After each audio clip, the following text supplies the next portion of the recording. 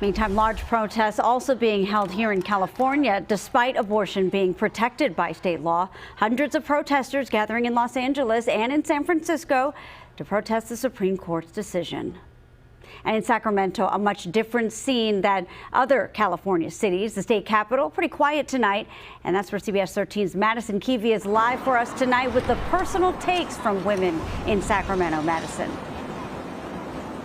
Marley, a very different scene out here in front of the Capitol tonight than what we saw just 24 hours ago. 10th Street here between N and L is open to through traffic. There is not an increased law enforcement presence here, of course, and that doesn't mean, though, that this issue is not on the minds of Californians, especially women. You know, the Supreme Court decision is still felt in California, even though in our state abortion is still legal. You know, Friday night, hours after this decision came through, hundreds took to Sacramento streets to protest that decision that would then, of course, outlaw abortions in half of the states. But the conversations about the decision, though, did not stop when the protest ended and the sun went down. Today, I spoke to women out in Old Town. Some of them live in California, and some of them are from out of state and will actually return home, where abortion will now no longer be legal in the coming days. Now, we know this is a divisive issue, and I asked two women the same question in the last day what they've thought about after they heard of this decision. The first woman you'll hear from said that she's scared.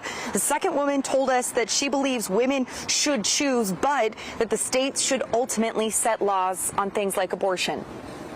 Women, each woman needs their own set of needs, advice, support, perspective, regardless of generation. I was very happy because, like I say, it's her body, it's her choice.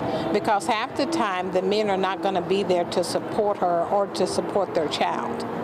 So I'm happy with the decision. Now, we spoke to women on both sides of this issue. We also spoke to people who were undecided, didn't know, or said that they were neutral on it. All part of this conversation happening now in homes and at dinner tables here as we've spoke to people today. Some of those that we spoke to are mothers with young teenage daughters or younger who told us each that they were scared for their daughter's future. All of these reactions and this continued conversation here in California, we're going to have for you tonight here at 10. Yeah, definitely a lot to talk about. All right, thank you, Madison, for that live report. And of course, we will have more on the Supreme Court's decision and what it means for California coming up at 7:30. And you can see our full coverage. Just go to our website, cbs13.com.